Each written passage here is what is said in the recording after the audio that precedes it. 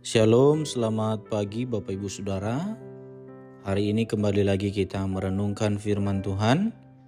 Mari kita berdoa.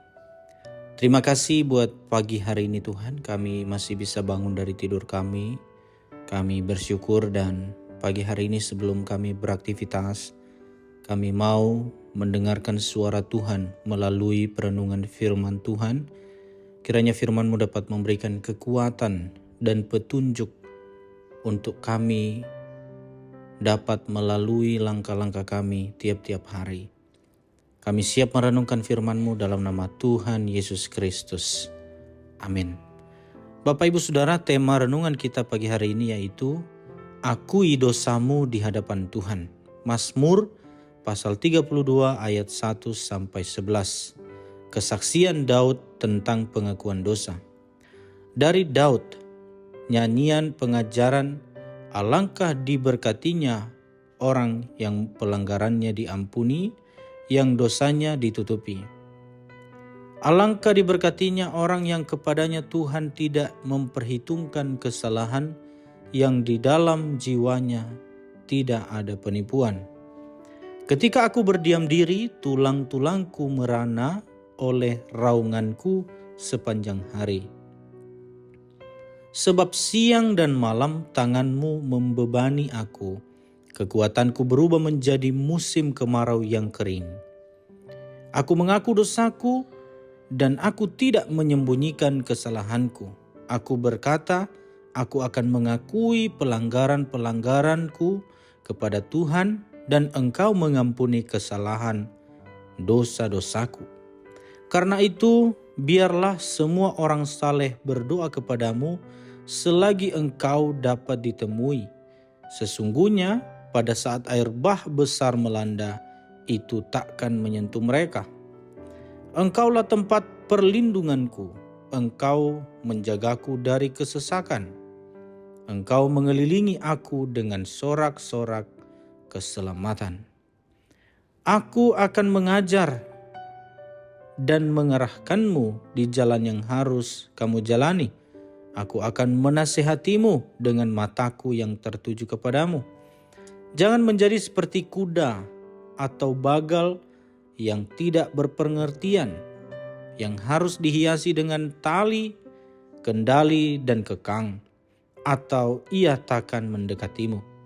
Banyak kesengsaraan orang fasik, tetapi kasih setia Tuhan mengelilingi orang yang percaya di dalamnya.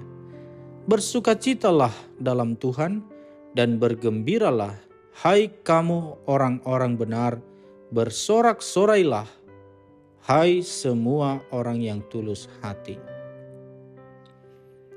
Bapak Ibu Saudara yang dikasihi Tuhan, tidak ada penderitaan batin terberat dalam diri manusia selain ketika ia menyembunyikan kesalahan atau pelanggarannya dari hadapan Tuhan. Tiada depresi yang lebih menekan daripada sakitnya rasa menyembunyikan dosa. Makan apapun terasa tidak enak, tidur pun tidak nyenyak. Tiada ketenangan di dalamnya karena terus dikejar rasa bersalah atau bayangan dosanya. Bapak Ibu Saudara, tak ada obat yang dapat menyembuhkannya selain dirinya sendiri yang membereskannya, yaitu mau mengakuinya di hadapan Tuhan. Dalam Ibrani 4 ayat 13 mengatakan, tidak ada suatu makhluk pun yang tersembunyi di hadapannya, sebab segala sesuatu telanjang dan terbuka di depan mata Dia, yang kepadanya kita harus memberikan pertanggungan jawab. Adalah sia-sia menyembunyikan dosa karena Tuhan itu Maha Tahu. Saudara yang dikasihi Tuhan, Daud begitu tertekan siang dan malam karena pelanggaran-pelanggarannya yang dilakukan olehnya. Tulang-tulangnya menjadi lesu karena dihantui rasa bersalah. Dikatakan di ayat 4, sebab siang malam tanganmu menekan aku dengan berat, sumsumku menjadi kering seperti oleh teriknya musim panas. Saudara, dosa yang disembunyikan dan tak diakui menyebabkan penderitaan tubuh dan batin. Karena derita batin yang tak tertahankan, akhirnya Daud pun mengambil keputusan untuk berkata jujur di hadapan Tuhan. Dia mengatakan, dosaku kuberitahukan kepadamu dan kesalahanku tidaklah kusembunyikan. Aku berkata, aku akan mengaku kepada Tuhan pelanggaranku dan Engkau mengampuni kesalahan karena dosaku. Saudara yang dikasihi Tuhan, setelah itu legalah hati Daud dan hilanglah beban selama ini yang menindih hidupnya. Karena setelah mengakui dosanya, Tuhan pun mengampuni dia. Maka Mazmur pasal 32 ayat 1 mengatakan, berbahagialah orang yang diampuni pelanggarannya, yang dosanya ditutupi.